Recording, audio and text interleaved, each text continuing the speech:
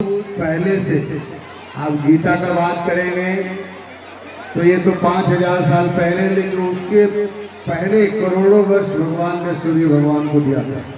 भगवान सूर्य भी यहाँ पर विराजमान है। तो गीता का सबसे पहले अगर कोई ज्ञान लिया वो भगवान सूर्य। तो ये परंपरा है। एवं परंपरा प्राप्तम एवं राजर्षयो विदु सकाले ने महता जोगो नष्ट। और ये सब कुछ परंपरा में आती है। हम लोग सोचते हैं कि आज मंदिर बन गया, कल वो हो गया, कल वो हो गया। ये सब परंपरा कहीं कभी कभी लुप्त हो जाती है। तो सबसे पहले सूर्य भगवान ने जो दिया था वो अपने पुत्र मनु को, मनु ने इक्ष्वाकु को दिया और इक्ष्वाकु ने के बाद ये लुप्त हो गई, राजर्षियों के हाथ में चला गया। वही ज्ञान अर्जुन को भगवान ने दिया था। तो भगवान की जो क्षमता है, भगवान की जो सृष्टि है, भागवत के महात्म्य में सबसे पहला श्लोक भगवान के बारे में लिखा गया है। समर्थ कैसा है? सच्चिदानंद रूपाय विश्वोत्पत्त्यादि हेतवे तापत्रयो विनाशाय श्री कृष्णाय वयं नमः। हम वैसे शक्तिशाली जो जन्म मरण जितने भी हमारे उत्पत्ति होते हैं, विनाश होता है, कहते कि वही करते हैं। और उनका स्वरूप कैसा है? सत्य, चित और आनंद। देखिए, एक बात मैं बताना चाहता हूँ, ज़्यादा समय नहीं लूँगा। कभी भी हम लोग अभी भी किसी बच्ची की शादी करने जाते हैं, किसी बालक के यहाँ, किसी के घर, तो पहले देखते हैं कि वो लड़का सुंदर है कि नहीं। लड़के वाले देखते हैं कि वो सुंदर है कि नहीं लड़की। और सुंदर अगर है तो देखते हैं कि सामर्थ्यवान है कि नहीं, हमारे बच्ची को रख पाएगा कि नहीं। दूसरा, उसके पास धन है कि नहीं जो पाल सके, अच्छे से बच्चों को पढ़ा सके। ये सब कुछ देखते हैं।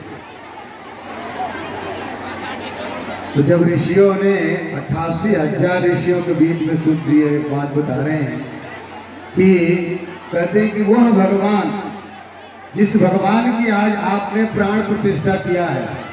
प्राण प्रतिष्ठा का मतलब होता है कि भगवान वैसे सब जगह है, सर्वत्र व्याप्त है, आपके हृदय में भी विराजमान है।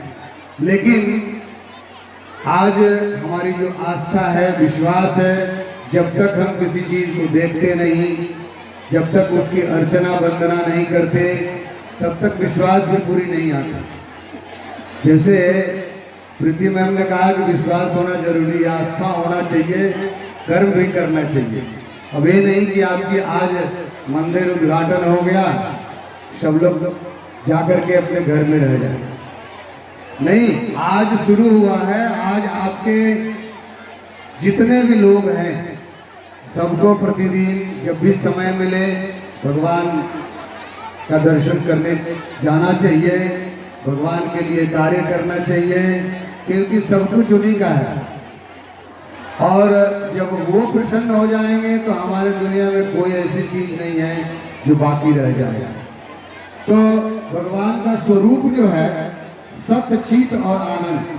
सत्य का मतलब होता है अविनाशी, सनातन, जिसका कभी आदि मध्यांत नहीं है, जिसका कभी जन्म नहीं है, जिसका कभी मरण नहीं है, जिसका बिल्कुल जैसे है वैसे ही रहते हैं, उसको कहते हैं सत्य। और चित का मतलब होता है प्रकाश।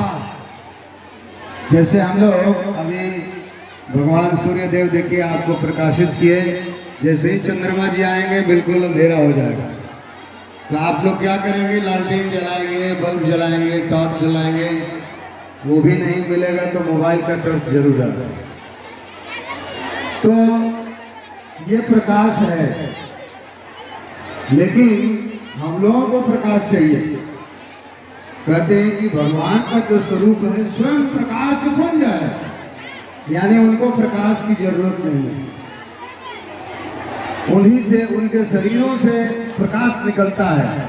और पूरा दुनिया प्रकाशित होता है। सूर्यदेव भगवान की एक आंख है, चंद्रमा एक भगवान के आंख है, जो शीतलता और ऊर्जा देते हैं, उष्णता देते हैं। तो भगवान के शरीर से ही ये सब प्रकाश निकलते हैं। भगवान को कहते हैं कि गोलोक धाम में जब भगवान विराजमान रहते तो वहाँ न सूर्य चंद्रमा की कोई आवश्यकता, न तद्भास को सूर्यो न शशांको न पावको, वहाँ कोई अग्नि की भी जरूरत नहीं है और ऐसे लाइन लगा के भोजन करने की भी जरूरत नहीं है। वहाँ पर तो आप एक पेड़ के नीचे बैठ जाओ और मन में इच्छा करो कि मुझे रसगुल्ला चाहिए, आपको रसगुल्ला मिलेगा।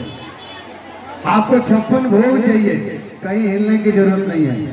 हम लोग इस संसार में आकर के लाइनें लगा रहे हैं, बहुत सारे धन इकट्ठा कर रहे हैं, जीवन कष्ट में बिता रहे हैं, किसी को रोग दुख। जैसे हमारे यहाँ शास्त्रों में बताया गया है कि ये दुख, 4 दुख महान हैं, जन्म मृत्यु जरा व्याधि दुख दोषान। जन्म लेना भी दुख है, मरना भी दुख है, बुढ़ापा होना तो अधिक दुख है, और व्याधि मतलब रोग अगर हो जाए तो भी दुख। इस संसार आप जो नाम लेते हैं, पूरे पृथ्वी पूरे ब्रह्मांड, ये सब दुख का घर है। भगवान कहते हैं दुखालय अनुशासन। भगवान के घर में ये चीज नहीं है। तो भगवान कैसे, उनके प्रकाश निकलता है स्वयं, चित और आनंद। देखिए आनंद की खोज पूरी दुनिया कर रही है। कोई जिसके पास पैसे रहता है तो सिगरेट 555 लेकर के रोड पर ही फूकते चलते हैं, बहुत आनंद आ रहा है। कोई जाकर के गांधी मैदान में बैठता है, कोई जाकर क्लब में जाता है, सिनेमा हॉल में जाता है, आनंद खोजता है। कोई स्त्री पुरुष में खोजता है, लेकिन ये भगवान के नाम के आनंद कहाँ है? भगवान कहते आनंद का मतलब होता है बिल्कुल अपने आप को समझना, जिसको कहते हैं आत्मज्ञान। जिसको आत्मज्ञान हो गया वही आनंद हो सकता है, आनंदित हो सकता है, और कोई आनंद नहीं हो सकता। अगर किसी के पास पैसे हो जाए, पद हो जाए, सब कुछ हो जाएगा दुनिया का, लेकिन आनंद नहीं ले सकता। तो आनंद भगवान के नाम के साथ है। जब भगवान आए, भगवान श्री कृष्ण इस धराधाम पर, तो उन्होंने सारे लोग एक स्वर से गाए, नंद घर क्या बोलते हैं? आनंद भयो। कृष्ण भयो नहीं किसी ने कहा। इसका मतलब कि भगवान कृष्ण स्वयं आनंद के प्रतिमूर्ति है। अगर भगवान कृष्ण को, भगवान विष्णु को जो अपने जीवन में उतार लिया, उसको आनंद ही आनंद है। इससे बड़ा और क्या हो सकता है? ये भगवान का स्वरूप है। कैसा स्वरूप है? अविनाशी है, प्रकाशमान है और आनंदमय है। और कहते हैं कि विश्वोत्पत्त्यादि हेतु, इतनी सामर्थ्य उनकी कि पूरे दुनिया को पैदा करते हैं, विनाश करते हैं, पालन करते हैं। जिसको आप लोग ब्रह्मा विष्णु महेश जानते हैं, अलग अलग स्वरूप है, उतना डिटेल्स हम लोग को नहीं जाना है, लेकिन वही